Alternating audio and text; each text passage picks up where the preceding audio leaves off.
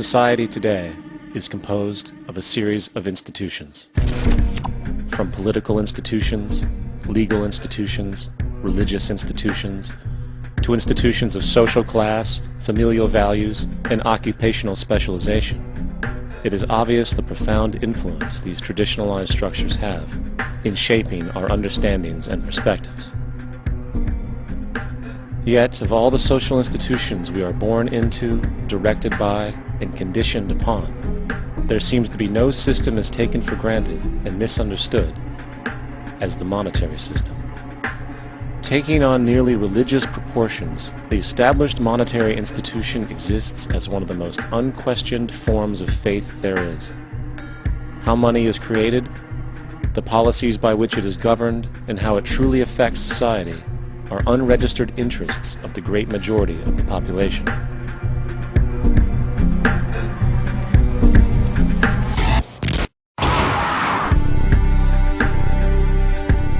In a world where 1% of the population owns 40% of the planet's wealth, in a world where 34,000 children die every single day from poverty and preventable diseases, and where 50% of the world's population lives on less than $2 a day, one thing is clear: something is very wrong.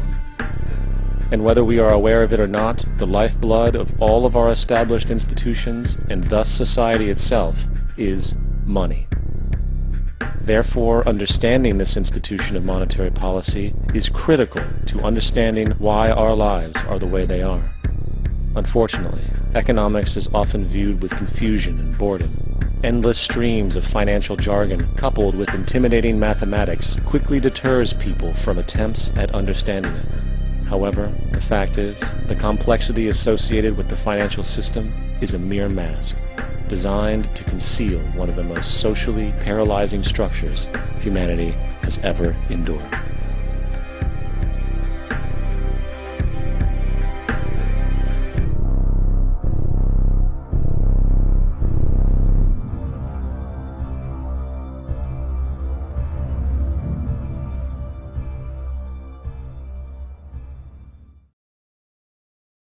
A number of years ago, the Central Bank of the United States, the Federal Reserve, produced a document entitled Modern Money Mechanics. This publication detailed the institutionalized practice of money creation as utilized by the Federal Reserve and the web of global commercial banks it supports. On the opening page, the document states its objective. The purpose of this booklet is to describe the basic process of money creation in a fractional reserve banking system. It then proceeds to describe this fractional reserve process through various banking terminology, a translation of which goes something like this. The United States government decides it needs some money, so it calls up the Federal Reserve and requests, say, $10 billion. The Fed replies saying, sure, we'll buy $10 billion in government bonds from you. So the government takes some pieces of paper, paints some official-looking designs on them, and calls them treasury bonds. Then it puts a value on these bonds to the sum of $10 billion and sends them over to the Fed. In turn, the people at the Fed draw up a bunch of impressive pieces of paper themselves, only this time calling them Federal Reserve notes, also designating a value of $10 billion to the Fed. The Fed then takes these notes and trades them for the bonds. Once this exchange is complete, the government then takes the $10 billion in Federal Reserve notes and deposits it into a bank account. And upon this deposit, the paper notes officially become legal tender money, adding $10 billion to the U.S. money supply. And there it is. $10 billion in new money has been created. Of course, this example is a generalization, for, in reality, this transaction would occur electronically, with no paper used at all. In fact, only 3% of the U.S. money supply exists in physical currency. The other 97% essentially exists in computers alone. Now, government bonds are, by design, instruments of debt, and when the Fed purchases these bonds, with money it essentially created out of thin air, the government is actually promising to pay back that money to the Fed. In other words, the money was created out of debt. This mind-numbing paradox of how money or value can be created out of debt or a liability will become more clear as we further this exercise. So, the exchange has been made and now $10 billion sits in a commercial bank account. Here's where it gets really interesting. For as based on the fractional reserve practice, that $10 billion deposit instantly becomes part of the bank's reserves, just as all deposits do. And regarding reserve requirements, as stated in modern money mechanics, a bank must maintain legally required reserves equal to a prescribed percentage of its deposits. It then quantifies this by stating, under current regulations, the reserve requirement against most transaction accounts is 10%. This means that with a $10 billion deposit, 10% or $1 billion is held as the required reserve, while the other $9 billion is considered an excessive reserve and can be used as the basis for new loans. Now, it is logical to assume that this $9 billion is literally coming out of the existing $10 billion deposit. However, this is actually not the case. What really happens is that the $9 billion is simply created out of thin air on top of the existing $10 billion deposit. This is how the money supply is expanded. As stated in modern money mechanics, of course they, the banks, do not really pay out loans from the money they receive as deposits. If they did this, no additional money would be created. What they do when they make loans is to accept promissory notes, loan contracts, in exchange for credits, money, to the borrower's transaction accounts. In other words, the $9 billion can be created out of nothing simply because there is a demand for such a loan and that there is a $10 billion deposit to satisfy the reserve requirements. Now, let's assume that somebody walks into this bank and borrows the newly available $9 billion. They will then most likely take that money and deposit it into their own bank account. The process then repeats, for that deposit becomes part of the bank's reserves. 10% is isolated, and in turn 90% of the $9 billion, or $8.1 billion, is now available as newly created money for more loans.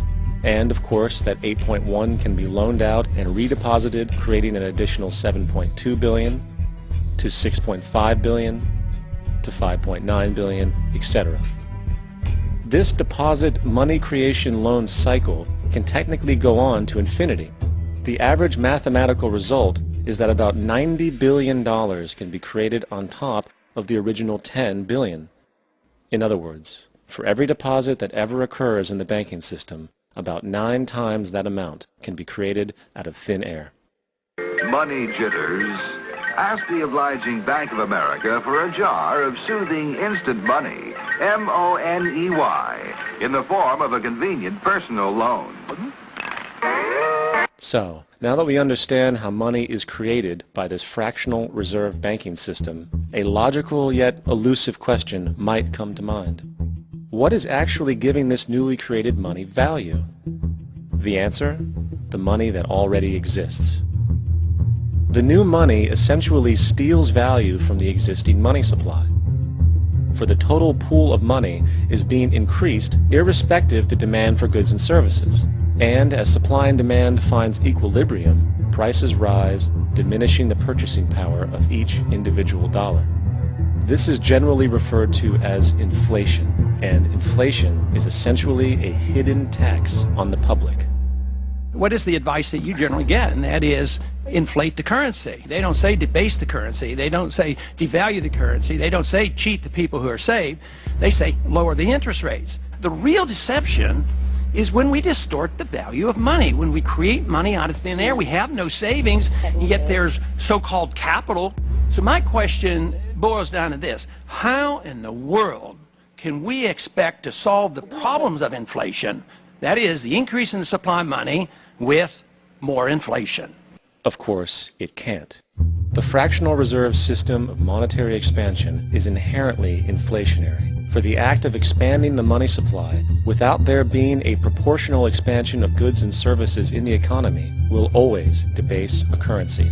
In fact, a quick glance at the historical values of the US dollar versus the money supply reflects this point definitively, for the inverse relationship is obvious. $1 in 1913 required $21.60 in 2007 to match value. That is a 96% devaluation since the Federal Reserve came into existence. Now, if this reality of inherent and perpetual inflation seems absurd and economically self-defeating, hold that thought, for absurdity is an understatement in regard to how our financial system really operates. For in our financial system, money is debt, and debt is money. Here is a chart of the U.S. money supply from 1950 to 2006.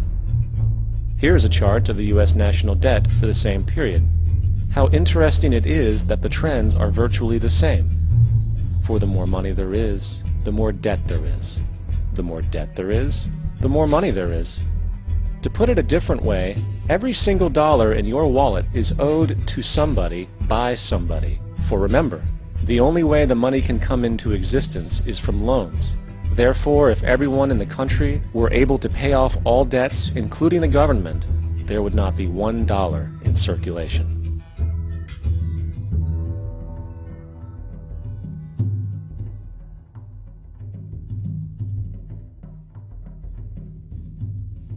In fact, the last time in American history the national debt was completely paid off was in 1835 after President Andrew Jackson shut down the central bank that preceded the Federal Reserve. In fact, Jackson's entire political platform essentially revolved around his commitment to shut down the central bank, stating at one point, "The bold efforts the present bank has made to control the government are but premonitions of the fate that awaits the American people should they be deluded into a perpetuation of this institution or the establishment of another like it." Unfortunately, his message was short-lived, and the international bankers succeeded to install another central bank in 1913, the Federal Reserve. And as long as this institution exists, perpetual debt is guaranteed. Now, so far we have discussed the reality that money is created out of debt, through loans. These loans are based on a bank's reserves, and reserves are derived from deposits. And through this fractional reserve system, any one deposit can create 9 times its original value, in turn debasing the existing money supply, raising prices in society.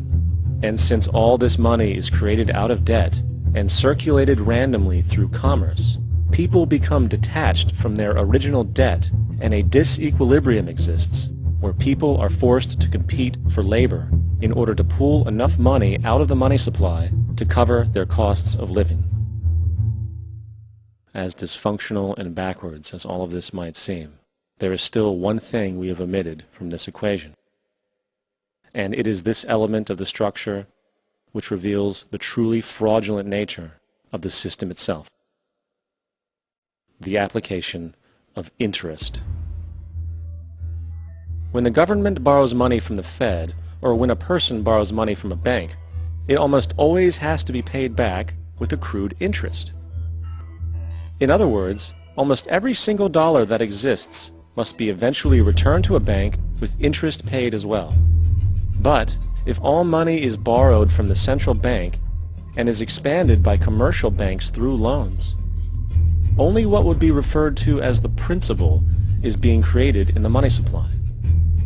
So then, where is the money to cover all of the interest that is charged? Nowhere. It doesn't exist. The ramifications of this are staggering, for the amount of money owed back to the banks will always exceed the amount of money that is available in circulation. This is why inflation is a constant in the economy, for new money is always needed to help cover the perpetual deficit built into the system, caused by the need to pay the interest. What this also means is that mathematically, defaults and bankruptcy are literally built into the system, and there will always be poor pockets of society that get the short end of the stick. An analogy would be a game of musical chairs, for once the music stops, somebody is left out to dry. And that's the point. It invariably transfers true wealth from the individual to the banks. For if you are unable to pay for your mortgage, they will take your property. This is particularly enraging when you realize that not only is such a default inevitable due to the fractional reserve practice, but also because of the fact that the money that the bank loaned to you didn't even legally exist in the first place. In 1969, there was a Minnesota court case involving a man named Jerome Daly, who was challenging the foreclosure of his home by the bank which provided the loan to purchase it. His argument was that the mortgage contract required both parties, being he and the bank, each put up a legitimate form of property for the exchange. In legal language, this is called consideration.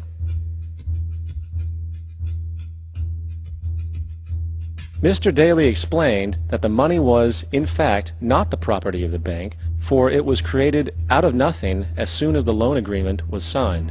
Remember what modern money mechanics stated about loans? What they do when they make loans is to accept promissory notes in exchange for credits. Reserves are unchanged by the loan transactions, but deposit credits constitute new additions to the total deposits of the banking system. In other words, the money doesn't come out of their existing assets. The bank is simply inventing it, putting up nothing of its own, except for a theoretical liability on paper. As the court case progressed, the bank's president, Mr. Morgan, took the stand, and in the judge's personal memorandum, he recalled that the plaintiff, bank's president, admitted that, in combination with the Federal Reserve Bank, did create the money and credit upon its books by bookkeeping entry. The money and credit first came into existence when they created it. Mr. Morgan admitted that no United States law or statute existed which gave him the right to do this. A lawful consideration must exist and be tendered to support the note. The jury found that there was no lawful consideration, and I agree. He also poetically added, "Only God can create something of value out of nothing." And upon this revelation, the court rejected the bank's claim for foreclosure, and Daly kept his home. The implications of this court decision are immense. For every time you borrow money from a bank, whether it is a mortgage loan or a credit card charge, the money given to you is not only counterfeit, it is an illegitimate form of consideration, and hence voids the contract to repay, for the bank never had the money as property to begin with. Unfortunately, such legal realizations are suppressed and ignored, and the game of perpetual wealth transfer and perpetual debt continues. And this brings us to the ultimate question: why? During the American Civil War, President Lincoln bypassed the high-interest loans offered by the European banks and decided to do what the Founding Fathers advocated, which was to create an independent and inherently debt-free currency. It was called the greenback. Shortly after this measure was taken, an internal document circulated between private British and American banking interests stated, "Slavery is but the owning of labor, and carries with it the care of laborers, while the European plan is that capital shall control labor by controlling wages. This can be done by controlling the money. It will not do to allow the greenback, as we cannot control that." The fractional reserve policy perpetrated by the Federal Reserve, which has spread in practice to the great majority of banks in the world, is, in fact, a system of modern slavery. Think about it. Money is created out of debt. And what do people do when they are in debt? They submit to employment to pay it off. But if money can only be created out of loans, how can society ever be debt-free? It can't. And that's the point. And it is the fear of losing assets coupled with the struggle to keep up with the perpetual debt and inflation inherent in the system, compounded by the inescapable scarcity within the money supply itself, created by the interest that can never be repaid, that keeps the wage slave in line, running on the hamster wheel with millions of others, in effect powering an empire that truly benefits only the elite at the top of the pyramid. For, at the end of the day, who are you really working for? The banks. Money is created in a bank and invariably ends up in a bank. They are the true masters, along with the corporations and governments they support. Physical slavery requires people to be housed and fed. Economic slavery requires people to feed and house themselves. It is one of the most ingenious scams for social manipulation ever created, and at its core, It is an invisible war against the population. Debt is the weapon used to conquer and enslave societies, and interest is its prime ammunition. And as the majority walks around oblivious to this reality, the banks, in collusion with governments and corporations, continue to perfect and expand their tactics of economic warfare, spawning new bases, such as the World Bank and International Monetary Fund, while also inventing a new type of soldier, the birth of the economic hitman.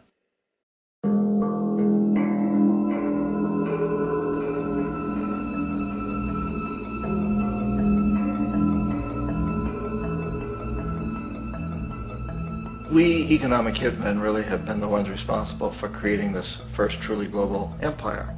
And we work many different ways.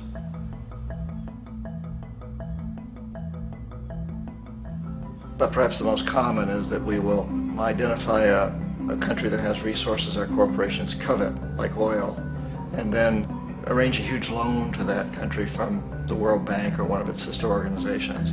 But the money never actually goes to the country. Instead, it goes to our big corporations to build infrastructure projects in that country, power plants, industrial parks, ports, things that benefit a few rich people in that country, in addition to our corporations, but really don't help the majority of the people at all. However, those people, the whole country is left holding a huge debt. It's such a big debt they can't repay it, and that's part of the plan, that they can't repay it. And so at some point, we economic hitmen go back to them and say, listen, you lost a lot of money, can't pay your debt, so sell your oil real cheap to our oil companies. Allow us to build a military base in your country, or send troops in support of ours to someplace in the world like Iraq, or vote with us on the next UN vote. To have their electric utility company privatized and their water and sewage system privatized and sold to U.S. corporations or other multinational corporations. So there was that whole mushrooming thing, and it's so typical of the way the IMF and the World Bank work, that you put a country in debt, it's such a big debt it can't pay it, and then you offer to refinance that debt and pay even more interest. And you demand this quid pro quo, which you call a conditionality or good governance, which means basically that they've got to sell off their resources, including many of their social services, their utility companies, their school systems sometimes, their penal systems, their insurance systems, to foreign corporations. So it's a double, triple, quadruple whammy. The precedent for economic hitmen really began back in the early 50s when democratically elected Mossadegh, who was elected in Iran. He was considered to be the hope for democracy in the Middle East and around the world. He was Time Magazine's Man of the Year. But one of the things that he'd run on and began to implement was the idea that foreign oil companies needed to pay the Iranian people a lot more for the oil that they were taking out of Iran. The Iranian people should benefit from their own oil. Strange policy. We didn't like that, of course. But we were afraid to do what we normally were doing, which was to send in the military. Instead, we sent in one CIA agent, Kermit Roosevelt, Teddy Roosevelt's relative. And Kermit went in with a few $1 million and was very, very effective and efficient. And in a short amount of time, he managed to get Mossadegh overthrown and brought in the Shah of Iran to replace him, who always was favorable to oil. And it was extremely effective. Mobs overflow Tehran. Army officers shout that Mossadegh has surrendered and his regime as virtual dictator of Iran is ended. Pictures of the Shah are paraded through the streets as sentiment reverses. The Shah is welcomed home. So back here in the United States, in Washington, people looked around and said, wow, that was easy and cheap. So this established a whole new way of manipulating countries, of creating empire. The only problem with Roosevelt was that he was a card-carrying CIA agent, and had he been caught, the ramifications could have been pretty serious. So very quickly at that point, the decision was made to use private consultants to channel the money through the World Bank or the IMF or one of the other such agencies, to bring in people like me who worked for private companies, so that if we got caught, there would be no governmental ramifications.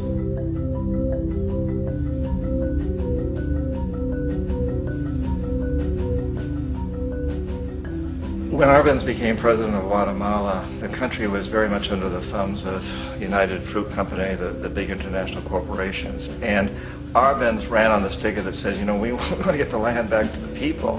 And once he took power, he was implementing policies that would do exactly that, give the land rights back to the people. United Fruit didn't like that very much.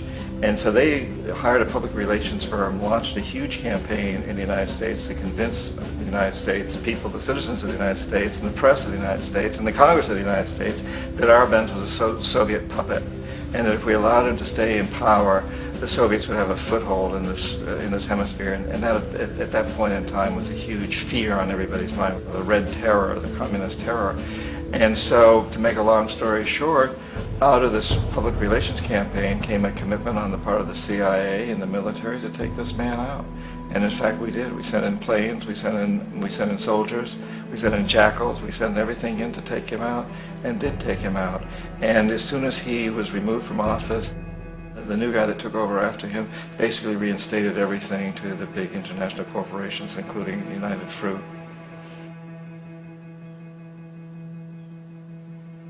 Ecuador for many, many years had been ruled by pro-U.S. dictators, often relatively brutal. Then it was decided that they were going to have a truly democratic election. Jaime Roldos ran for office. And his main goal, he said, as president would be to make sure that Ecuador's resources were used to help the people. And he won, overwhelming, by more votes than anybody had ever won anything in Ecuador. And he began to implement these policies to make sure that the profits from oil went to help the people. Well, we didn't like that in the United States. I was sent down as one of several economic hitmen to change Roldos, to corrupt him, to bring him around, to let him know, you know, okay, you know, you can get very rich, you and your family, if you play our game, but if you continue to try to keep these policies you've promised, you're going to go. He wouldn't listen. He was assassinated. As soon as the plane crashed, the whole area was cordoned off. The only people allowed in were U.S. military from a nearby base and some of the Ecuadorian military. When an investigation was launched, two of the key witnesses died in car accidents before they had a chance to testify. A lot of very, very strange things that went on around the assassination of Jaime Roldos. I, like most people who've really looked at this case, had absolutely no doubt that it was an assassination. And of course, in my position as an economic hitman, I was always expecting something to happen to Jaime, whether it be a coup or assassination, I wasn't sure, but that he would be taken down because he was not being corrupted. He would not allow himself to be corrupted the way we wanted to corrupt him. Omar Torrijos, president of Panama, was, you know, one of my favorite people. I really, really liked him. He was very charismatic. He was a guy who really wanted to help his country. And when I tried to bribe him or corrupt him, he said, look, John, he called me Juanito. He said, look, Juanito, I don't need the money. What I really need is for my country to be treated fairly. I need for the United States to repay the debts that you owe my people for all the destruction you've done here. I need to be in a position where I can help other Latin American countries win their independence and be free of this terrible presence from the north that you people are exploiting us so badly. I need to have the Panama Canal back in the hands of the Panamanian people. That's what I want. And so, leave me alone. Don't try to bribe me. It was 1981, and in May, Jaime Roldos was assassinated. And Omar was very aware of this. Torrijos got his family together and he said, I'm probably next, but it's okay because I've done what I came here to do. I've renegotiated the canal. The canal will now be in our hands. He just finished negotiating the treaty with Jimmy Carter. In June of that same year, just a couple of months later, he also went down in an airplane crash, which there's no question was executed by CIA-sponsored jackals.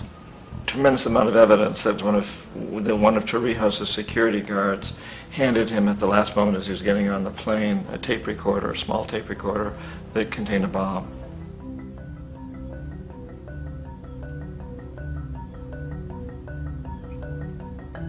It is interesting to me how this system has continued pretty much the same way for years and years and years, except the economic hitmen have got better and better and better.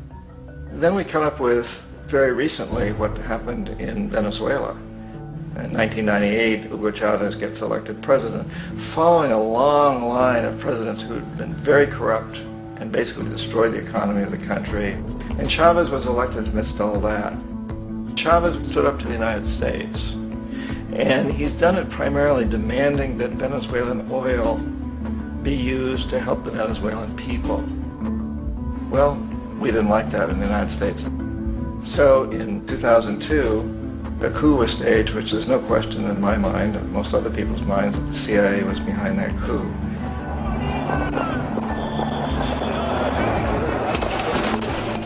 The way that that coup was fomented was very reflective of what Kermit Roosevelt had done in Iran, of paying people to go out into the streets, to riot, to protest, to say this Chavez is very unpopular.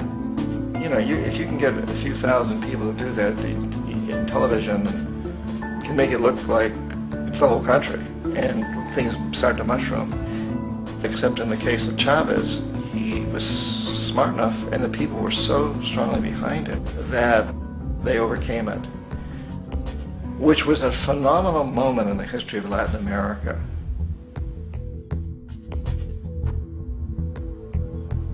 Iraq actually is a perfect example of the way the whole system works. So we economic hitmen are the first line of defense. We go in and we try to corrupt governments and get them to accept these huge loans, which we then use as leverage to basically own them. If we fail, as I failed in Panama with Omar Torrijos and in Ecuador with Jaime Roldos, men who refused to be corrupted, then the second line of defense is we send in the jackals. And the jackals either overthrow governments or they assassinate. And once that happens and a new government comes in, boy, it's going to toe the line because the new president knows what will happen if he doesn't. In the case of Iraq, both of those things failed. Economic hitmen were not able to get through to Saddam Hussein. We tried very hard. We tried to get him to accept a deal very similar to what the House of Saud had accepted in Saudi Arabia, but he wouldn't accept it. And so the jackals went in to take him out. They couldn't do it. His security was very good. After all, he had one time worked for the CIA. He'd been hired to assassinate a former president of Iraq and failed, but he knew the system. So in '91 we send in the troops and we take out the Iraqi military. So we assume at that point that Saddam Hussein is going to come around. We could have taken him out, of course, at that time, but we didn't want to. He's the kind of strong man we like. He controls his people. We thought he could control the Kurds and keep the Iranians in their border and keep pumping oil for us. And then once we took out his military, now he's going to come around. So the economic hitmen go back in the 90s without success. If they'd had success, he'd still be running the country. We'd be selling him all the fighter jets he wants and everything else he wants. But they couldn't. They didn't have success. The jackals couldn't take him out again. So we sent the military in once again, and this time we did the complete job and took him out, and in the process created for ourselves some very, very lucrative construction deals. We had to reconstruct a country that we'd essentially destroyed, which is a pretty good deal if you own construction companies, big ones. So, you know, Iraq shows the three stages. The economic hitmen failed there, the jackals failed there, and as a final measure, the military goes in. And in that way, we've really created an empire, but we've done it very, very subtly. It's clandestine. All the empires of the past were built on the military, and everybody knew they were building them. So the British knew they were building them, the French, the Germans, the Romans, the Greeks, and they were proud of it. And they always had some excuse, like spreading civilization, spreading some religion, something like that. But they knew they were doing it. We don't. The majority of the people in the United States have no idea that we're living off the benefits of a clandestine empire, that today there's more slavery in the world than ever before. And then you have to ask yourself, well, if it's an empire, then who's the emperor? Obviously, our presidents of the United States are not emperors. An emperor is someone who's not elected, doesn't serve a limited term, and doesn't report to anyone, essentially. So you can't classify our presidents that way. But we do have what I consider to be the equivalent of the emperor, and it's what I call the corporatocracy. The corporatocracy is this group of individuals, who run our biggest corporations, and they really act as the emperor of this empire. They control our media, either through direct ownership or advertising. They control most of our politicians because they finance their campaigns, either through their corporations or through personal contributions that come out of the corporations. They're not elected. They don't serve a limited term. They don't report to anybody. And at the very top of the corporatocracy, you really can't tell whether a person's working for a private corporation or the government because they're always moving back and forth. So, you've got a guy who one moment is the president of a big construction company like Halliburton, and the next moment he's vice president of the United States, or the president who is in the oil business. And this is true whether you've got Democrats or Republicans in the office. You have the moving back and forth through the revolving door. And in a way, our government is invisible a lot of the time, and its policies are carried out by our corporations on one level or another. And then again, the policies of the government are basically forged by the corporatocracy and then presented to the government. They become government policy. So it's an incredibly cozy relationship. This isn't a conspiracy theory type of thing. These people don't have to get together and plot to do things. They all basically work under one primary assumption, and that is that they must maximize profits regardless of the social and environmental costs.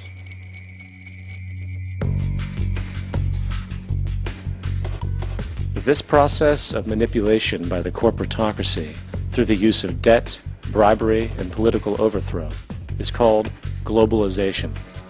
Just as the Federal Reserve keeps the American public in a position of indentured servitude through perpetual debt, inflation, and interest, the World Bank and IMF serve this role on a global scale. The basic scam is simple. Put a country in debt either by its own indiscretion or through corrupting the leader of that country, then impose conditionalities or structural adjustment policies, often consisting of the following. Currency devaluation. When the value of a currency drops, so does everything valued in it. This makes indigenous resources available to predator countries at a fraction of their worth. Large funding cuts for social programs. These usually include education and healthcare, compromising the well-being and integrity of the society, leaving the public vulnerable to exploitation. Privatization of state-owned enterprises. This means that socially important systems can be purchased and regulated by foreign corporations for profit.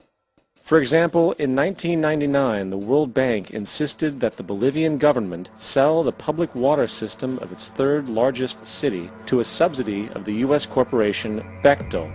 As soon as this occurred, water bills for the already impoverished local residents skyrocketed. It wasn't until after a full-blown revolt by the people that the Bechtel contract was nullified.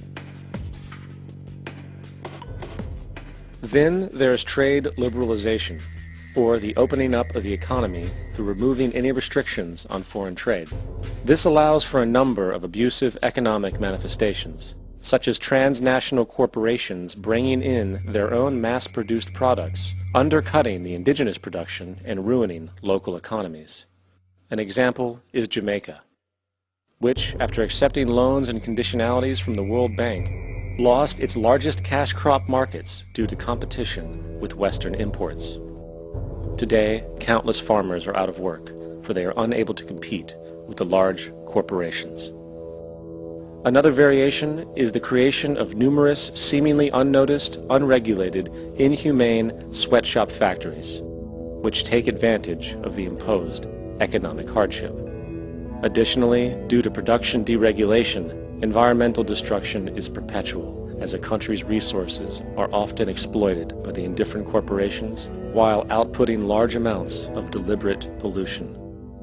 The largest environmental lawsuit in the history of the world today is being brought on behalf of 30,000 Ecuadorian Amazonian people against Texaco, which is now owned by Chevron. So today it's against Chevron, but for activities conducted by Texaco. Estimated to be more than 18 times what the Exxon Valdez dumped into the coast of Alaska. In the case of Ecuador, it wasn't an accident. The oil companies did it intentionally. They knew they were doing it to save money out there rather than arranging for proper disposal. Furthermore, a cursory glance at the performance record of the World Bank reveals that the institution, which publicly claims to help poor countries develop and alleviate poverty, has done nothing but increase poverty and the wealth gap, while corporate profits soar. In 1960, the income gap between the fifth of the world's people in the richest countries versus the fifth in the poorest countries was 30 to 1. By 1998, it was 74 to 1. While global GNP rose 40% between 1970 and 1985, those in poverty actually increased by 17%.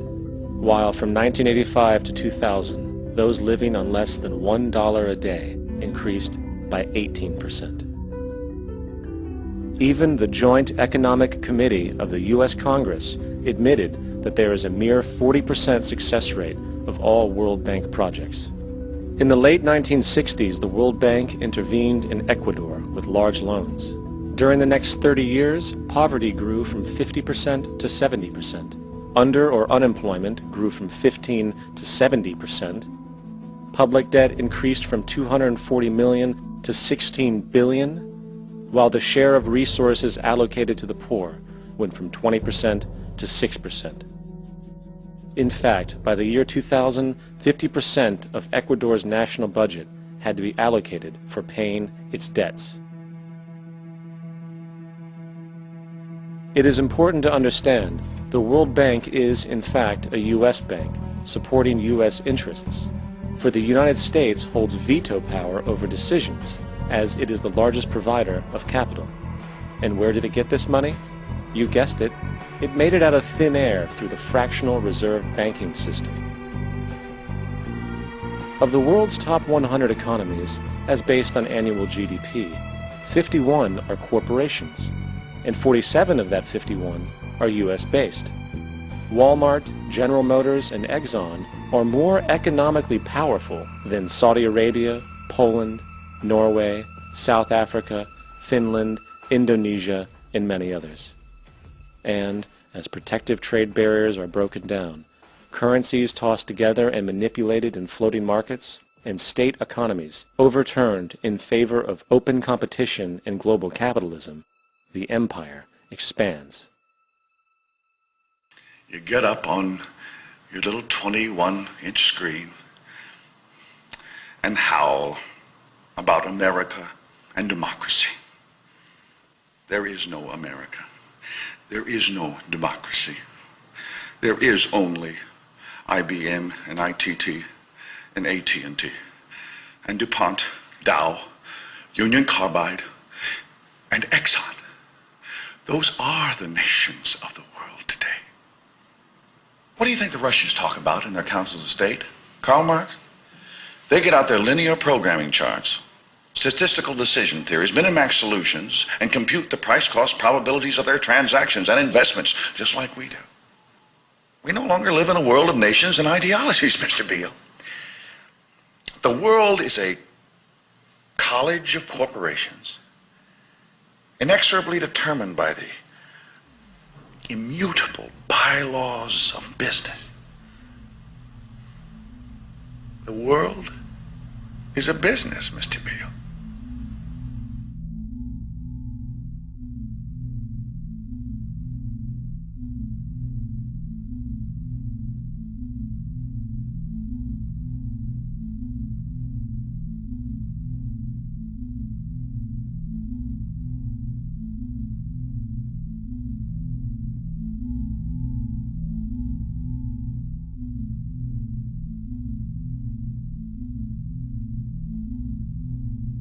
The world is being taken over by a handful of business powers who dominate the natural resources we need to live while controlling the money we need to obtain these resources. The end result will be world monopoly, based not on human life, but financial and corporate power. And as the inequality grows, naturally more and more people are becoming desperate. So the establishment was forced to come up with a new way to deal with anyone who challenges the system. So they gave birth to the terrorist. The term terrorist is an empty distinction, designed for any person or group who chooses to challenge the establishment. This isn't to be confused with the fictional Al-Qaeda which was actually the name of a computer database for the US-supported Mujahideen in the 1980s.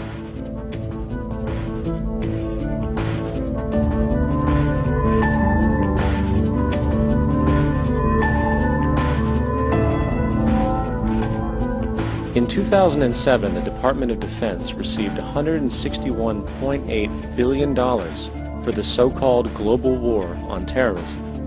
According to the National Counterterrorism Center, in 2004, roughly 2,000 people were killed internationally due to supposed terrorist acts. Of that number, 70 were American.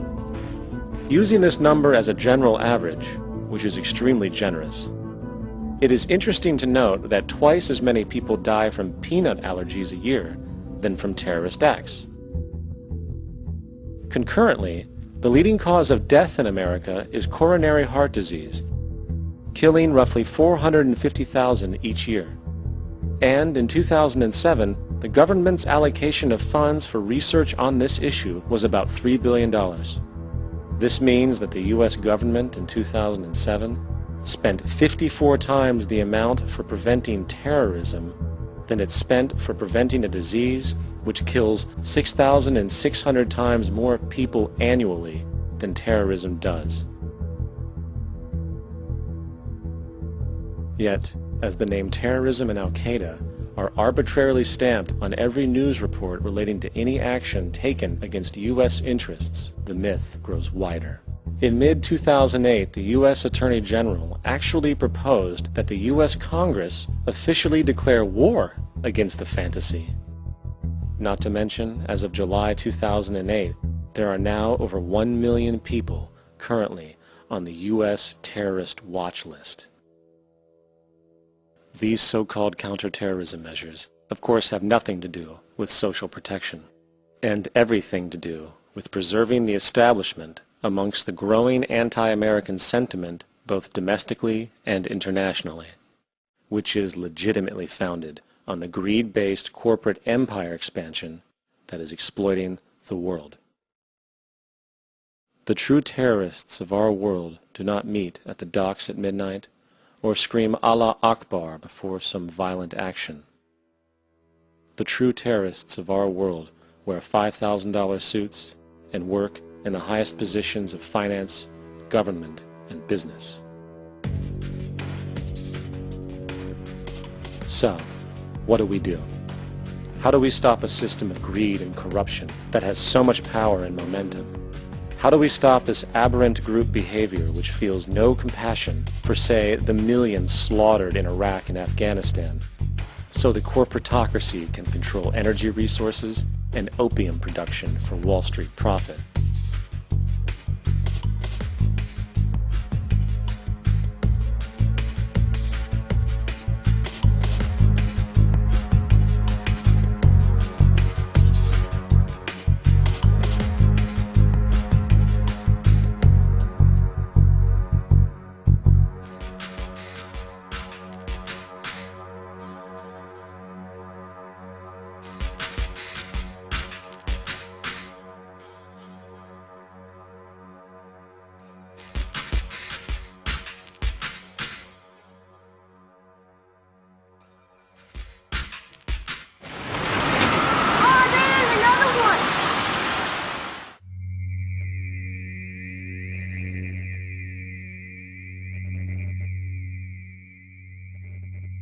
How do we stop a system of greed and corruption that condemns poor populations to sweatshop slavery for the benefit of Madison Avenue?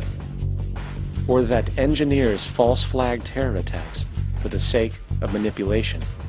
Or that generates built-in modes of social operation which are inherently exploitative? Or that systematically reduces civil liberties and violates human rights in order to protect itself from its own shortcomings? How do we deal with the numerous covert institutions such as the Council on Foreign Relations, the Trilateral Commission, and the Bilderberg Group, and other undemocratically elected groups which, behind closed doors, collude to control the political, financial, social, and environmental elements of our lives? In order to find the answer, we must first find the true underlying cause. For the fact is, The selfish, corrupt, power, and profit-based groups are not the true source of the problem. They are symptoms.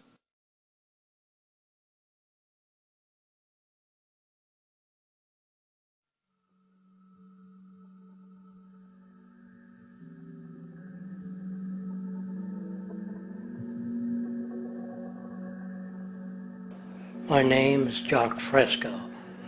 I'm an industrial designer and a social engineer. I'm very much interested in society and developing a system that might be sustainable for all people. First of all, the word corruption is a monetary invention. That aberrant behavior that's disruptive to the well-being of people, while you're dealing with human behavior.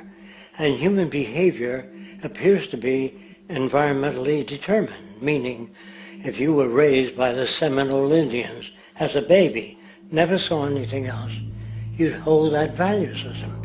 And this goes for nations, it goes for individuals, for families.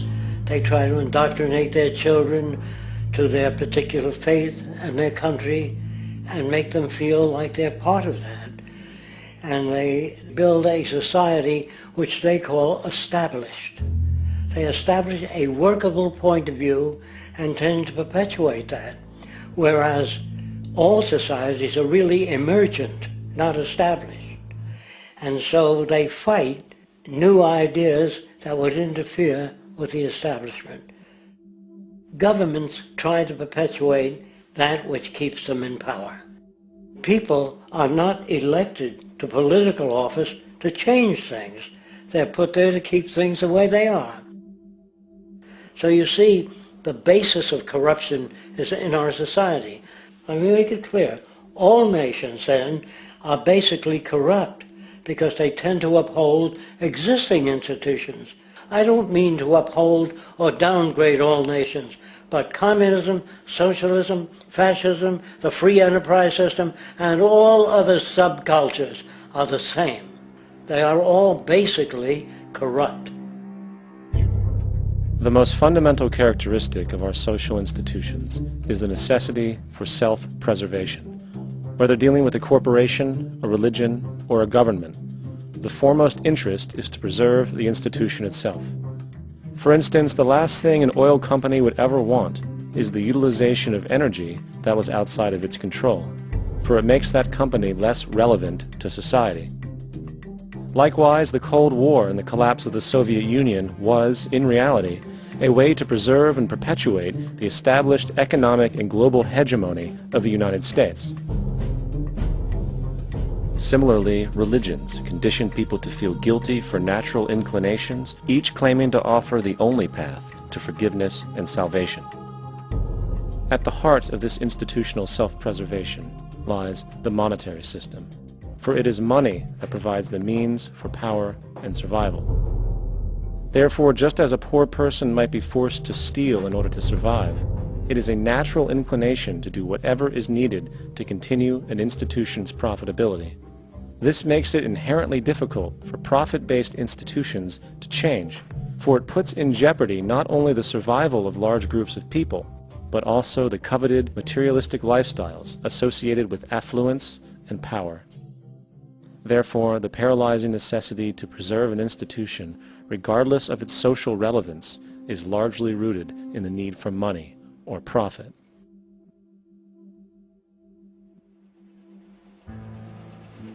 What's in it for me is why people think.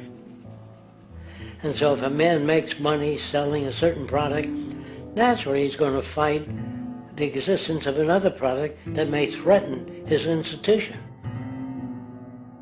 Therefore, people cannot be fair, and people do not trust each other. A guy will come over to you and say, I got just the house you're looking for. He's a salesman. When a doctor says, I think your kidney has to come out, I don't know if he's trying to pay off a yacht or that my kidney has to come out. It's hard in a monetary system to trust people. If you came into my store and I said, this lamp that I've got is pretty good, but the lamp next door is much better, I wouldn't be in business very long. It wouldn't work. If I were ethical it wouldn't work. So when you say industry cares for people, that's not true. They can't afford to be ethical.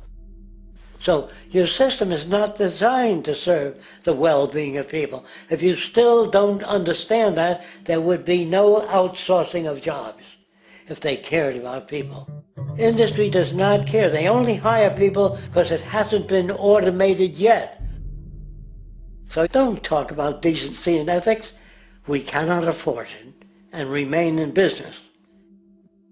It is important to point out that regardless of the social system, whether fascist, socialist, capitalist, or communist, the underlying mechanism is still money, labor, and competition. Communist China is no less capitalistic than the United States. The only difference is the degree by which the state intervenes in enterprise. The reality is that monetaryism, so to speak, is the true mechanism that guides the interests of all the countries on the planet. The most aggressive and hence dominant variation of this monetaryism is the free enterprise system. The fundamental perspective as put forth by early free market economists like Adam Smith is that self-interest in competition leads to social prosperity, as the act of competition creates incentive which motivates people to persevere. However, what isn't talked about is how a competition-based economy invariably leads to strategic corruption, power and wealth consolidation, social stratification, technological paralysis, labor abuse, and, ultimately, a covert form of government dictatorship by the rich elite. The word corruption is often defined as moral perversion. If a company dumps toxic waste into the ocean to save money, most people recognize this as corrupt behavior. On a more subtle level, when Walmart moves into a small town and forces small businesses to shut down for they are unable to compete, a gray area emerges. For what exactly is Walmart doing wrong? Why should they care about mom-and-pop organizations they destroy? Yet, even more subtly, when a person gets fired from their job because a new machine has been created which can do the work for less money, people tend to just accept that as the way it is, not seeing the inherent, corrupt inhumanity of such an action. Because the fact is, whether it is dumping toxic waste, having a monopoly enterprise, or downsizing the workforce, the motive is the same: profit. They are all different degrees of the same self-preserving mechanism which always puts the well-being of people second to monetary gain. Therefore, corruption is not some byproduct of monetaryism. It is the very foundation. And while most people acknowledge this tendency on one level or another, the majority remains naive as to the broad ramifications of having such a selfish mechanism as the guiding mentality in society. Internal documents show that after this company positively, absolutely knew that they had a medication that was infected with the AIDS virus, they took the product off the market in the U.S. and then they dumped it in France, Europe, Asia, and Latin America. The U.S. government allowed it to happen. The FDA allowed this to happen. And now the government is completely looking the other way. Thousands of innocent hemophiliacs have died from the AIDS virus. This company knew absolutely that it was infected with AIDS. They dumped it because they wanted to turn this disaster into a profit. So you see, you have built-in corruption. We're all chiseling off each other, and you can't expect decency in that sort of thing. And feeling that, they don't know who to elect.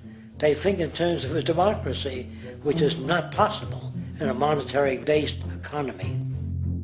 If you have more money to advertise your position, the position you desire in government, that isn't a democracy.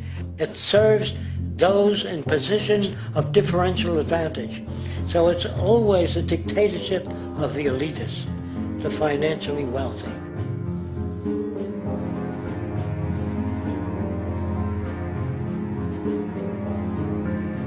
It is an interesting observation to note how seemingly unknown personalities magically appear on the scene as presidential candidates.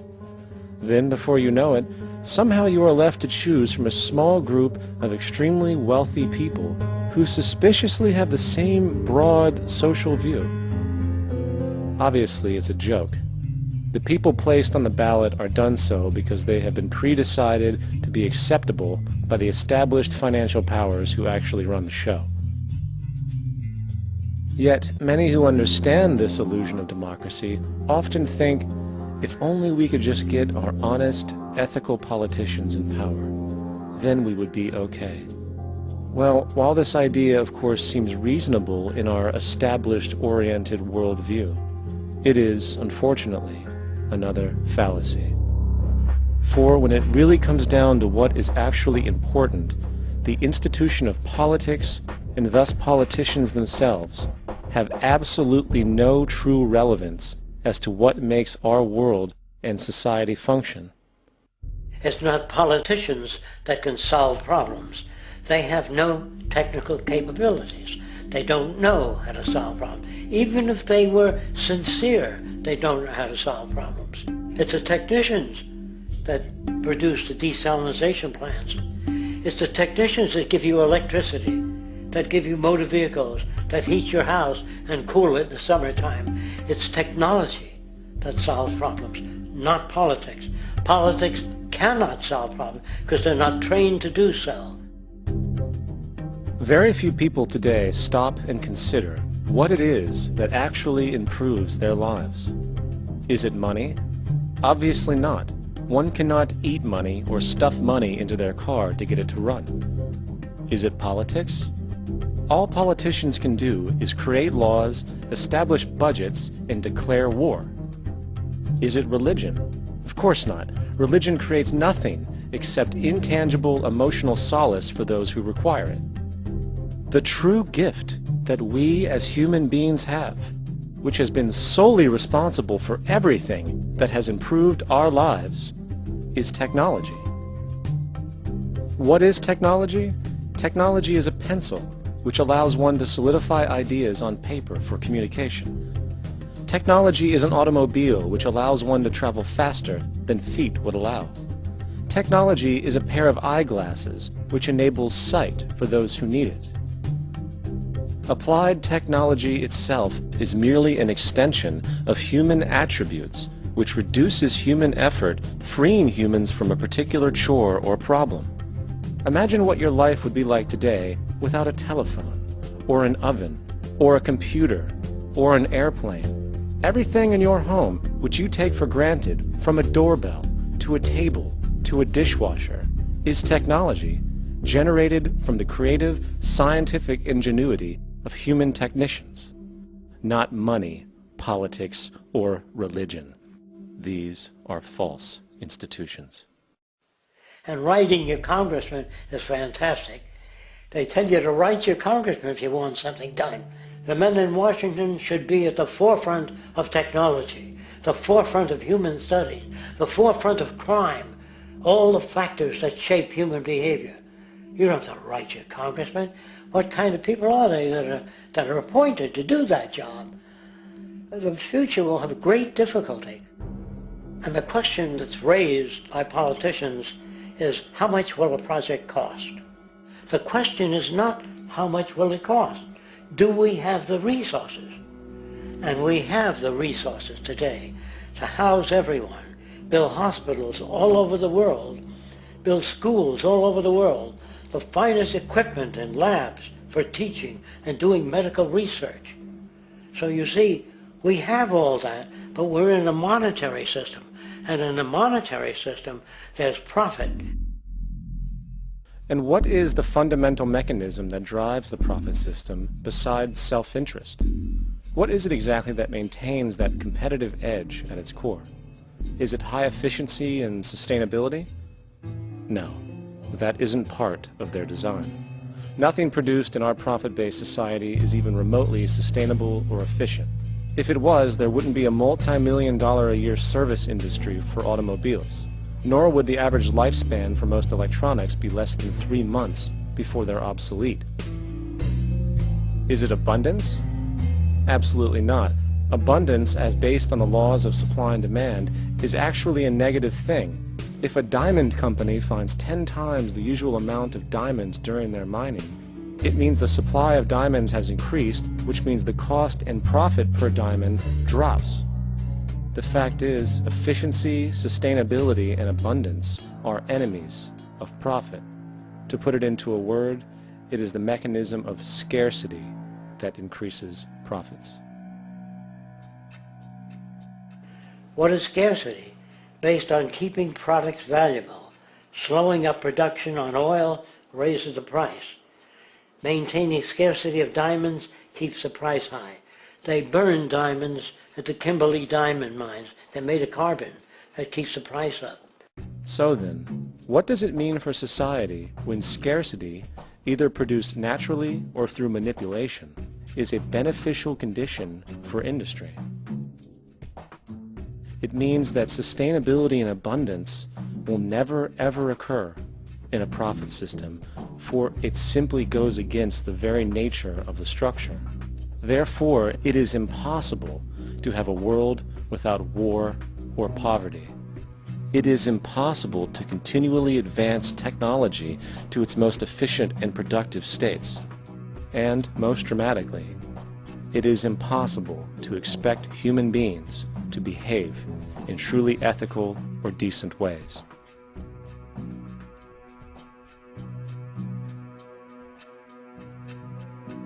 People use the word instinct because they can't account for the behavior. They sit back and they evaluate with their lack of knowledge, and they say things like, humans are built a certain way, greed is a natural thing, as though they'd worked for years on it, and it's no more natural than wearing clothing. What we want to do is to eliminate the causes of the problems, eliminate the processes that produce greed and bigotry and prejudice and people taking advantage of one another and elitism, eliminating the need for prisons and welfare. We have always had these problems because we have always lived within scarcity and barter and monetary systems that produce scarcity. If you eradicate the conditions that generate what you call socially offensive behavior, it does not exist. The guy said, well, isn't that inborn? No, it's not. There is no human nature, there's human behavior, and that's always been changed throughout history. You're not born with bigotry and greed and corruption and hatred. You pick that up within the society. War, poverty, corruption, hunger, misery, human suffering will not change in a monetary system. That is, there'll be very little significant change. It's going to take the redesign of our culture, our values, and it has to be related to the carrying capacity of the earth, not some human opinion or some politician's notions of the way the world ought to be, or some religious notions of the conduct of human affairs. And that's what the Venus Project is about. The society that we're about to talk about is a society that is free of all the old superstitions, incarceration, prisons, police, cruelty, and law. All laws will disappear, and the professions will disappear that are no longer valid, such as stockbrokers, bankers, advertising, gone forever, because it's no longer relevant. When we understand that it is technology devised by human ingenuity which frees humanity and increases our quality of life, we then realize that the most important focus we can have is on the intelligent management of the Earth's resources.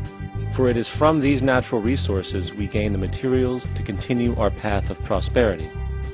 Understanding this, we then see that money fundamentally exists as a barrier to these resources, for virtually everything has a financial cost. And why do we need money to obtain these resources? Because of real or assumed scarcity. We don't usually pay for air and tap water because it is in such high abundance, selling it would be pointless. So then, Logically speaking, if resources and technologies applicable to creating everything in our societies, such as houses, cities, and transportation, were in high enough abundance, there would be no reason to sell anything. Likewise, if automation and machinery was so technologically advanced as to relieve human beings of labor, there would be no reason to have a job. And with these social aspects taken care of, there would be no reason to have money at all. So the ultimate question remains: do we on Earth have enough resources and technological understanding to create a society of such abundance that everything we have now could be available without a price tag and without the need for submission through employment? Yes, we do. We have the resources and technology to enable this at a minimum, along with the ability to raise the standard of living so high that people in the future will look back at our civilization now and gawk at how primitive and immature our society was. What the Venus Project proposes is an entirely different system that's updated to present-day knowledge. We've never given scientists the problem of how do you design a society which would eliminate boring and monotonous jobs, that would eliminate accidents in transportation, that would enable people to have a high standard of living, that would eliminate poisons in our food, that would give us other sources of energy that are clean and efficient. We can do that out there.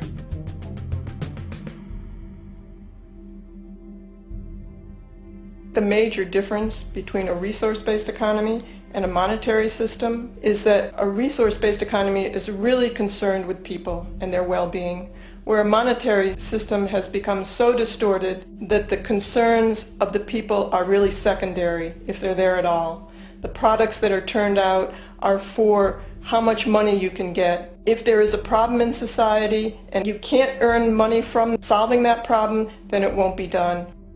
The resource-based economy is really not close to anything that's been tried.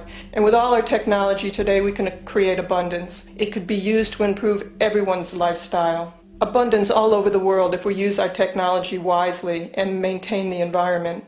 It's a very different system, and it's very hard to talk about because the public is not that well enough informed as to the state of technology.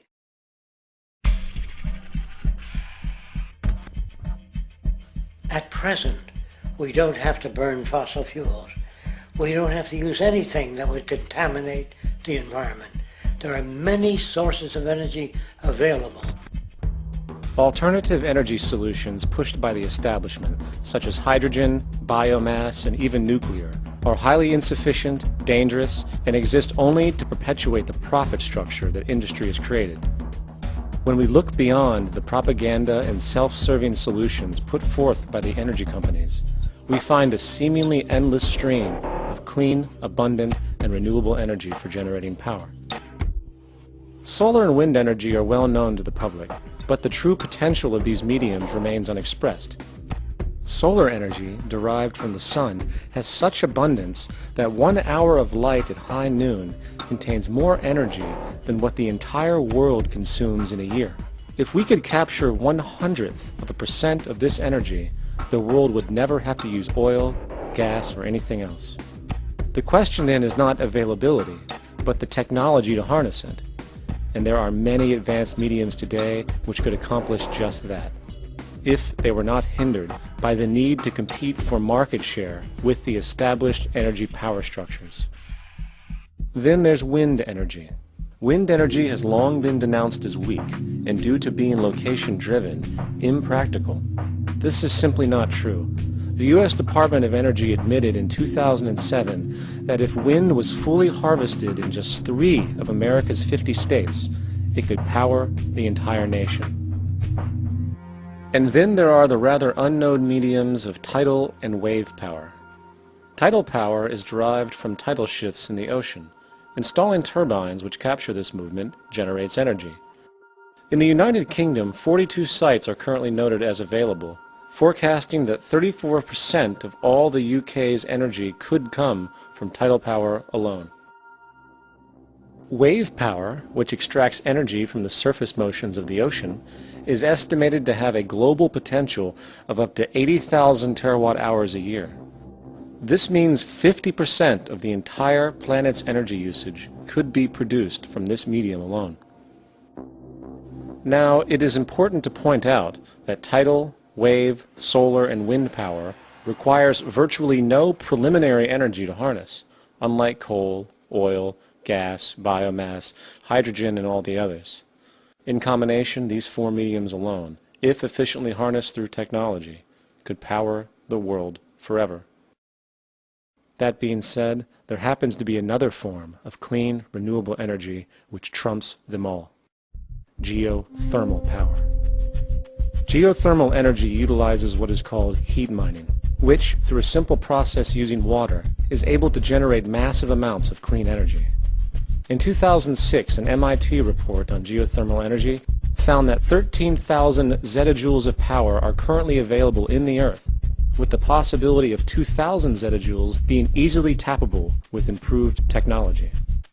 The total energy consumption of all the countries on the planet is about half of a zettajoule a year. This means about 4,000 years of planetary power could be harnessed in this medium alone. And when we understand that the Earth's heat generation is constantly renewed, this energy is really limitless and could be used forever. These energy sources are only a few of the clean, renewable mediums available, and as time goes on, we will find more. The grand realization is that we have total energy abundance without the need for pollution, traditional conservation, or in fact, a price tag. And what about transportation? The prevailing means of transportation in our societies is by automobile and aircraft, both of which predominantly need fossil fuels to run. In the case of the automobile, the battery technology needed to power an electric car that can go over 100 miles an hour for over 200 miles on one charge exists, and has existed for many years.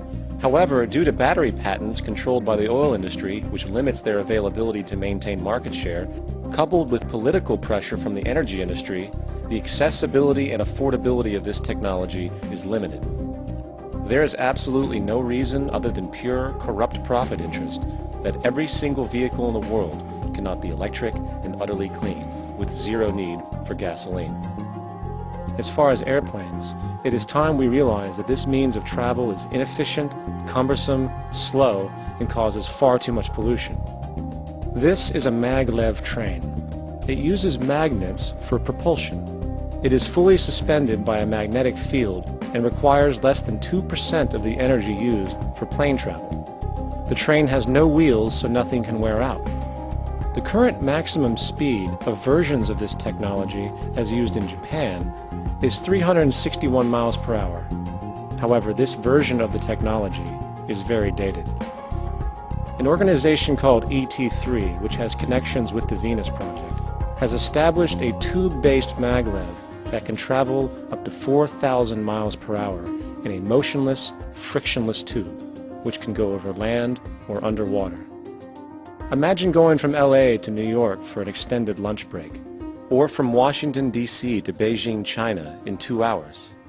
This is the future of continental and intercontinental travel, fast, clean, with only a fraction of the energy usage we use today for the same means. In fact, between maglev technology, advanced battery storage, and geothermal energy, there would be no reason to ever burn fossil fuels again. And we can do this now if we were not held back by the paralyzing profit structure. Now, America is inclined toward fascism. It has a propensity by its dominant philosophy and religion to uphold the fascist point of view. American industry is essentially a fascist institution. If you don't understand that, the minute you punch that time clock, you walk into a dictatorship. We're given notions about the respectability of work, and I really look at it as being paid slavery. They're brought up to believe that you shall earn your living by the sweat of your brow. That holds people back, freeing people from drudgery, repetitive jobs which make them ignorant. You rob them. In our society, that is a resource-based economy, machines free people. You see, we can't imagine that because we've never known that kind of world. If we look back at history, we see a very clear pattern of machine automation slowly replacing human labor. From the disappearance of the elevator man to the near full automation of an automobile production plant, the fact is, as technology grows, the need for humans in the workforce will continually be diminished. This creates a serious clash, which proves the falseness of the monetary-based labor system. For human employment is in direct competition with technological development. Therefore, given the fundamental priority of profit by industry, people through time will be continually laid off and replaced by machine. When industry takes on a machine, instead of shortening the workday, they downsize. You lose your job, so you have a right to fear machines. In a high-technology, resource-based economy, it is conservative to say that about 90% of all current occupations could be phased out by machines, freeing humans to live their life without servitude, for this is the point of technology itself. And through time, with nanotechnology and other highly advanced forms of science, it is not far-fetched to see how even complex medical procedures could be performed by machines as well, and based on the pattern, with much higher success rates than humans get today. The path is clear, but our monetary-based structure, which requires labor for income, blocks this progress. For humans need jobs in order to survive. The bottom line is that this system must go, or we will never be free, and technology will be constantly paralyzed. We have machines that clean out sewers. It frees a human being from doing that. So look at machines as extensions of human performance. Furthermore, many occupations today will have simply no basis to exist in a resource-based economy, such as anything associated with the management of money, advertising, along with the legal system itself.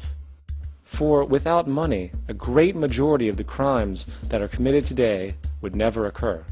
Virtually all forms of crime are a consequence of the monetary system, either directly or by neuroses inflicted through financial deprivation. Therefore, laws themselves could eventually become extinct. Instead of putting up a sign, drive carefully, slippery when wet, put abrasive in the highway so it's not slippery when wet.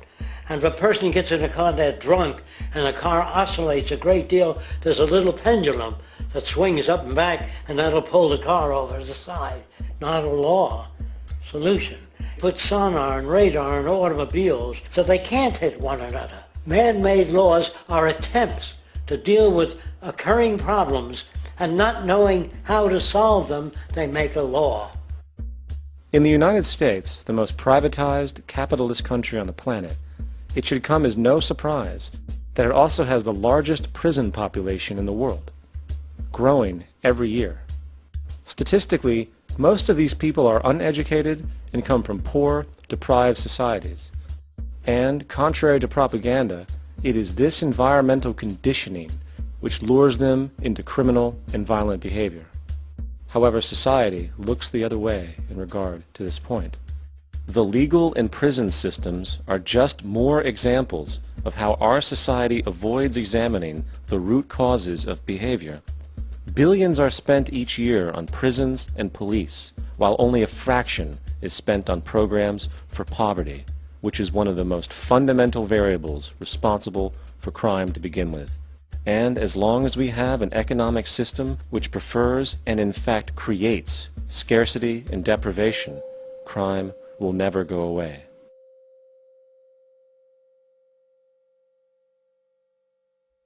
If people have access to the necessities of life without servitude, debt, barter, trade, they behave very differently. You want all these things available without a price tag. Now then, you gotta have a price tag. Well, what'll motivate people? Man gets everything he wants, he just lay around in the sun. This is a myth they perpetuate. People in our culture are trained to believe that the monetary system produces incentive. If they have access to things, why should they want to do anything? They will lose their incentive. That's what you're taught to support the monetary system. When you take money out of the scenario, there would be different incentives, very different incentives. When people have access to the necessities of life, their incentives change. What about the moon and the stars? New incentives arise. If you make a painting that you will enjoy giving it to other people, not selling it.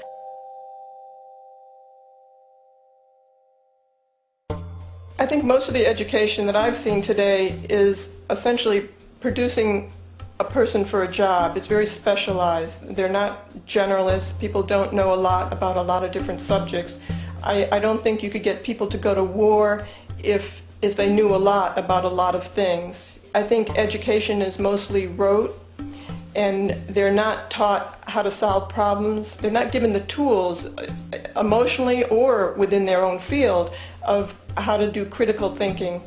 A resource-based economy, the education would be very different. Our society's major concern is mental development and to motivate each person to their highest potential. Because our philosophy is the smarter people are, the richer the world, because everybody becomes a contributor. The smarter your kids are, the better my life will be, because they'll be contributing more constructively to the environment and to my life, because everything that we devise within a resource-based economy would be applied to society. There would be nothing to hold it back. Patriotism, weapons, armies, navies, all that is a sign that we're not civilized yet. Kids will ask their parents, didn't you see the necessity of machines? Dad, couldn't you see that war was inevitable when you produce scarcity? Isn't it obvious? Of course the kid will understand that you were pinheads, raised merely to serve the established institutions. We're such an abominable, sick society that we won't make the history book. They just say that large nations took land from smaller nations, used force and violence. You'll get history talked about as corrupt behavior all the way along until the beginning of the civilized world. That's when all the nations work together. World unification, working toward common good for all human beings, and without anyone being subservient to anyone else, without social stratification, whether it be technical elitism or any other kind of elitism, eradicated from the face of the earth. The state does nothing because there is no state. Because there is no state. The system I advocate, a resource-based global economy, is not perfect. It's just a lot better than what we have. We can never achieve perfection.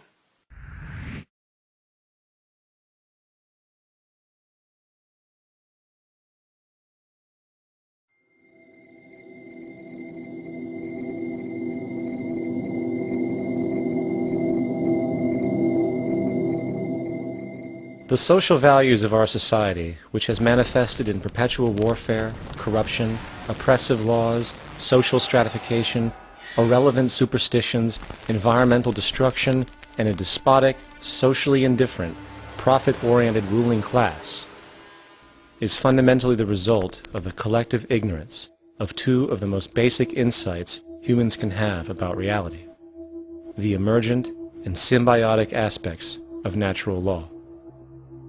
The emergent nature of reality is that all systems, whether it is knowledge, society, technology, philosophy, or any other creation, will, when uninhibited, undergo fluid, perpetual change.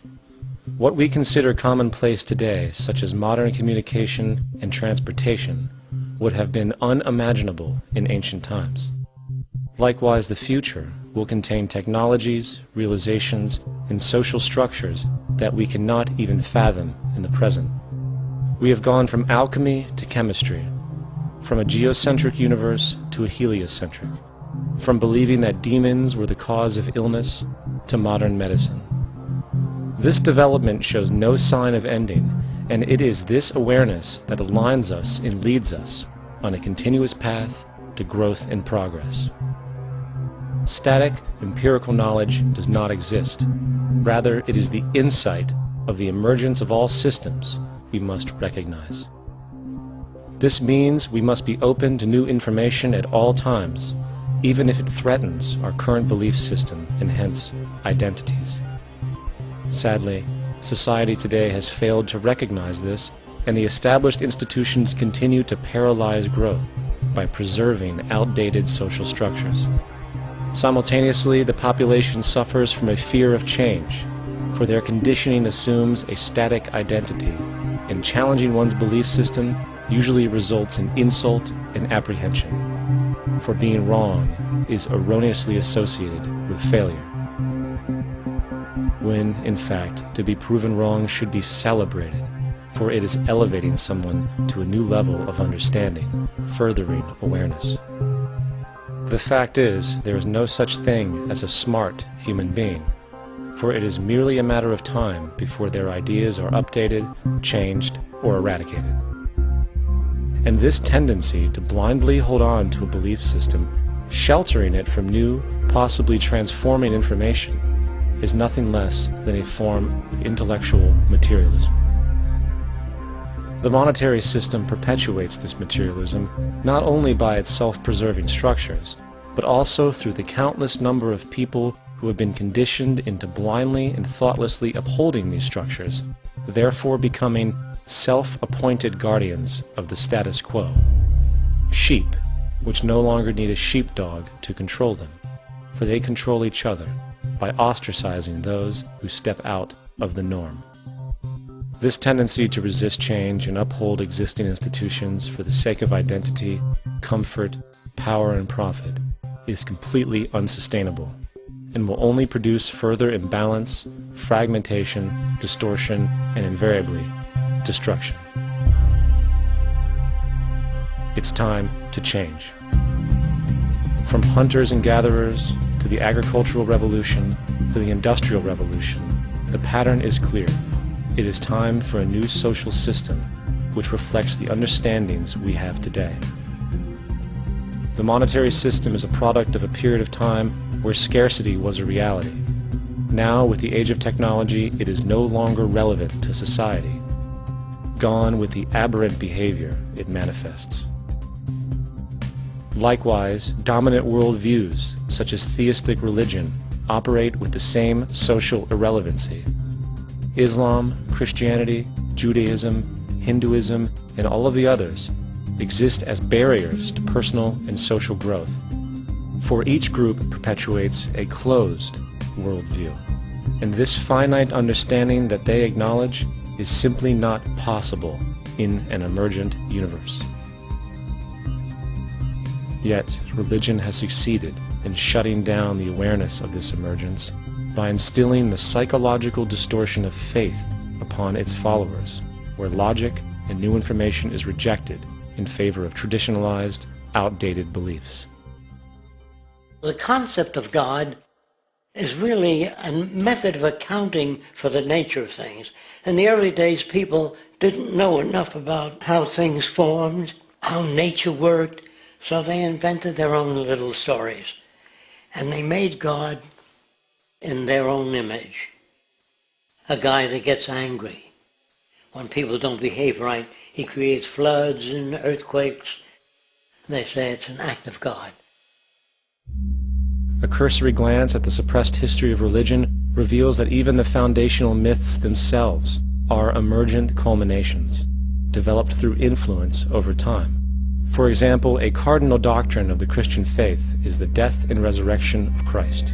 This notion is so important that the Bible itself states, "And if Christ be not risen, then is our preaching vain, and your faith is also vain."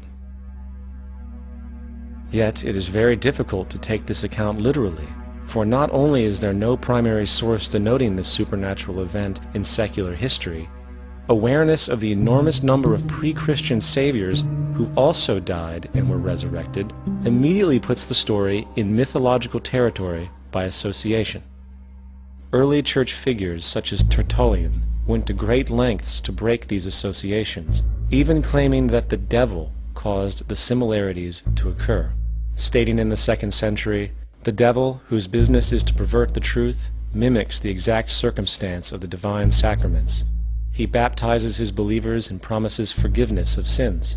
He celebrates the oblation of bread and brings in the symbol of the resurrection. Let us therefore acknowledge the craftiness of the devil, who copied certain things of those that be divine." What is truly sad, however, is that when we cease the idea that the stories from Christianity, Judaism, Islam, and all the others are literal history, and accept them for what they really are, which are purely allegorical expressions derived from many faiths, we see that all religions share a common thread, and it is this unifying imperative that needs to be recognized and appreciated. Religious belief has caused more fragmentation and conflict than any other ideology. Christianity alone has 34,000 different subgroups. The Bible is subject to interpretation. When you read it, you say, I think Jesus meant this. I think Job meant that. Oh no, he meant this. So you have the Lutheran, the Seventh-day Adventist, the Catholic, and a church divided is no church at all. And a church divided is no church at all. And this point on division, which is a trademark of all theistic religions, brings us to our second failure of awareness, the false assumption of separation through the rejection of the symbiotic relationship of life. Apart from the understanding that all natural systems are emergent, where all notions of reality will be constantly developed, altered, and even eradicated, we must also understand that all systems are, in fact, invented fragments, merely for the sake of conversation. For there is no such thing as independence in nature. The whole of nature is a unified system of interdependent variables, each a cause and a reaction, existing only as a concentrated whole. You don't see the plug connected to the environment, so it looks like we're free, wandering around. Take the oxygen away, we all die immediately. Take plant life away, we die. And without the sun, all the plants die. So we are connected. We really must take into account the totality. This isn't just a human experience on this planet. This is a total experience. And we know we can't survive without plants and animals. We know we can't survive without the four elements, you know. And so when are we going to really start taking that into account? That's what it is to be successful. Success depends on how well we relate to everything around us. I'm very aware of the fact that my grandson cannot possibly hope to inherit a sustainable, peaceful, stable, socially just world unless every child today growing up in Ethiopia, in Indonesia, in Bolivia, in Palestine, in Israel also has that same expectation.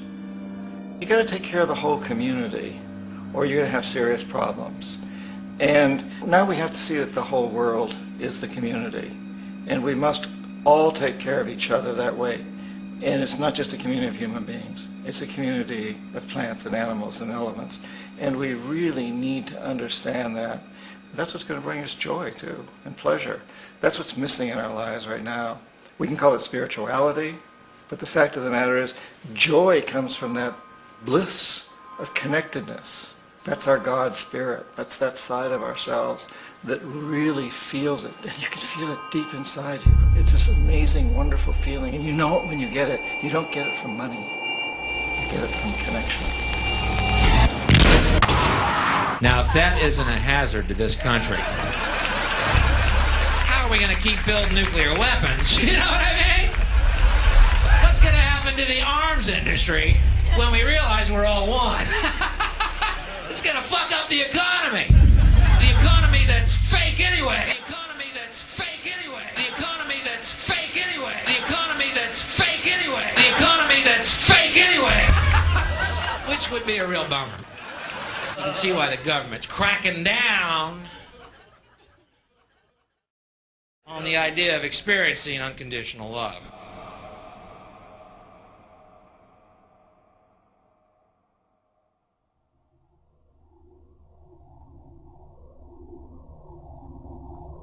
Once we understand that the integrity of our personal existences are completely dependent on the integrity of everything else in our world, we have truly understood the meaning of unconditional love. For love is extensionality, and seeing everything as you and you as everything can have no conditionalities. For, in fact, we are all everything at once. If it's true that we're all from the center of a star, every atom in each of us from the center of a star, then we're all the same thing. Even a Coke machine or a cigarette butt in the street in Buffalo is made out of atoms that came from a star. They've all been recycled thousands of times, as have you and I. And therefore, it's only me out there. So what is there to be afraid of? What is there that needs solace-seeking? Nothing. There's nothing to be afraid of because it's all us. The trouble is we have been separated by being born and given a name and an identity and being individuated. We've been separated from the oneness, and that's what religion exploits, that people have this yearning to be part of the overall one again. So they exploit that. They call it God. They say he has rules. And I think it's cruel. I think you can do it absent religion.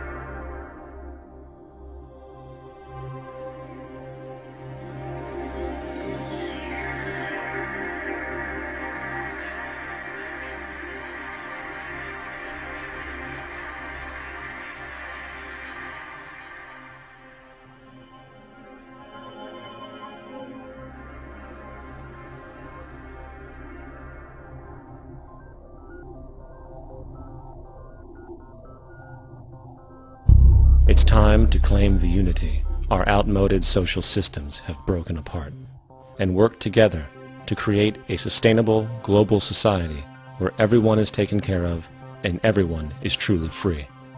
Your personal beliefs, whatever they may be, are meaningless when it comes to the necessities of life. Every human being is born naked, needing warmth, food, water, shelter. Everything else is auxiliary. Therefore, the most important issue at hand is the intelligent management of the Earth's resources. This can never be accomplished in a monetary system, for the pursuit of profit is the pursuit of self-interest, and therefore imbalance is inherent. Simultaneously, politicians are useless, for our true problems in life are technical, not political. Furthermore, ideologies that separate humanity, such as religion, need strong reflection in the community in regard to its value, purpose, and social relevancy. Hopefully, through time, religion will lose its materialism and basis in superstition and move into the useful field of philosophy. The fact is, society today is backwards, with politicians constantly talking about protection and security rather than creation, unity, and progress. The U.S. alone now spends about $500 billion annually on defense. That is enough to send every high school senior in America to a four-year college. In the 1940s, the Manhattan Project produced the first true weapon of mass destruction. This program employed 130,000 people at an extreme financial cost. Imagine what our life would be like today if that group of scientists, instead of working on a way of killing people, worked on a way to create a self-sustaining, abundant world. Life today would be very, very different if that was their goal. Instead of weapons of mass destruction, it is time to unleash something much more powerful. Weapons of mass creation. Our true divinity is in our ability to create, and armed with the understanding of the symbiotic connections of life, while being guided by the emergent nature of reality, there is nothing we cannot do or accomplish. Of course, we face strong barriers in the form of established power structures that refuse to change. At the heart of these structures is the monetary system. As explained earlier, the fractional reserve policy is a form of slavery through debt, where it is literally impossible for society to be free. In turn, free market capitalism in the form of free trade uses debt to imprison the world and manipulate countries into subservience to a handful of large business and political powers. Apart from these obvious amoralities, the system itself is based on competition, which immediately destroys the possibility of large-scale collaborations for the common good, hence paralyzing any attempt at true global sustainability. These financial and corporate structures are now obsolete, and they must be outgrown. Of course, we cannot be naive enough to think that the business and financial elite are going to subscribe to this idea, for they will lose power and control. Therefore, peaceful yet highly strategic action must be taken. The most powerful course of action is simple. We have to alter our behavior to force the power structure to the will of the people. We must stop supporting the system. The only way the establishment will change is by our refusal to participate, while continuously acknowledging its endless flaws and corruptions. They're not going to give up the monetary system because of our designs or what we recommend. The system has to fail, and people have to lose confidence in their elected leaders. That will be a major turning point if the Venus Project is offered as a possible alternative. If not, I fear the consequences. The trends now indicate that our country is going bankrupt. The probability is our country will move toward a military dictatorship to prevent riots and complete social breakdown. Once the U.S. breaks down, all the other cultures will undergo similar things. As of now, the world financial system is on the brink of collapse due to its own shortcomings. The Comptroller of Currency stated in 2003 that the interest on the U.S. national debt will not be affordable in less than 10 years. This theoretically means total bankruptcy for the U.S. economy, and its implications for the world are immense. In turn, the fractional reserve-based monetary system is reaching its theoretical limits of expansion, and the banking failures you are seeing are just the beginning. This is why inflation is skyrocketing, all debt is at record levels, and the government and Fed are hemorrhaging new money to bail out the corrupt system. For the only way to keep the banks going is by making more money. The only way to make more money is to create more debt and inflation. It is simply a matter of time before the tables turn, and there is no one willing to take new loans, while defaults grow, as people are unable to afford their current loans. Then the expansion of money will stop, and contraction will begin on a scale never before seen, ending a century-long pyramid scheme. This has already begun. Therefore, we need to expose this financial failure for what it is, using this weakness to our advantage. Here are some suggestions. Expose the banking fraud. Citibank, JP Morgan Chase, and Bank of America are the most powerful controllers within the corrupt Federal Reserve System. It's time to boycott these institutions. If you have a bank account or a credit card with any of them, move your money to another bank. If you have a mortgage, refinance with another bank. If you own their stock, sell it. If you work for them, quit. This gesture will express contempt for the true powers behind the private banking cartel known as the Federal Reserve, and create awareness about the fraud of the banking system itself. 2. Turn off the TV news. Visit the emerging independent news agencies on the internet for your information. CNN, NBC, ABC, Fox, and all the others present all news pre-filtered to maintain the status quo. With 4 corporations owning all major media outlets, objective information is impossible. This is the true beauty of the internet, and the establishment has been losing control because of this free flow of information. We must protect the internet at all times, as it is truly our savior right now. 3. Don't ever allow yourself, your family, or anyone you know to ever join the military. This is an obsolete institution now used exclusively for maintaining an establishment that is no longer relevant. U.S. soldiers in Iraq work for U.S. corporations, not the people. Propaganda forces us to believe that war is natural and the military is an honorable institution. Well, if war is natural, why are there 18 suicides every single day by American veterans who have post-traumatic stress disorder? If our military men and women are so honored, why is it that 25% of the American homeless population are veterans? 4. Stop supporting the energy companies. If you live in a detached house, get off the grid. Investigate every means of making your home self-sustainable with clean energy. Solar, wind, and other renewable energies are now affordable consumer realities, and considering the never-ending rising cost of traditional energies, it will likely be a cheaper investment over time. If you drive, get the smallest car you can, and consider using one of the many conversion technologies that can enable your car to be a hybrid, electric, or run on anything other than establishment fuels. 5. Reject the political system. The illusion of democracy is an insult to our intelligence. In a monetary system, there is no such thing as a true democracy, and there never was. We have two political parties owned by the same set of corporate lobbyists. They are placed in their positions by the corporations, with popularity artificially projected by their media. In a system of inherent corruption, the change of personnel every couple of years has very little relevance. Instead of pretending that the political game has any true meaning, focus your energy on how to transcend this failed system. And 6. Join the movement. Go to the zeitgeistmovement.com and help us create the largest mass movement for social change the world has ever seen. We must mobilize and educate everyone about the inherent corruption of our current world system, along with the only true sustainable solution, declaring all the natural resources on the planet as common heritage to all people, while informing everyone as to the true state of technology and how we can all be free if the world works together rather than fights.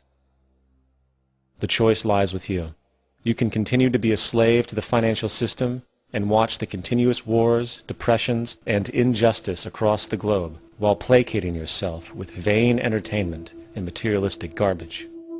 Or you can focus your energy on true, meaningful, lasting, holistic change, which actually has the realistic ability to support and free all humans with no one left behind. But, in the end, the most relevant change must occur first inside of you. The real revolution is the revolution of consciousness, and each one of us first needs to eliminate the divisionary, materialistic noise we have been conditioned to think is true, while discovering, amplifying, and aligning with the signal coming from our true empirical oneness. It is up to you. What we are trying in all these discussions and talks here is to see if we cannot radically bring about a transformation of the mind. Not accept things as they are, but to understand it, to go into it, to examine it, give your heart and your mind with everything that you have to find out a way of living differently.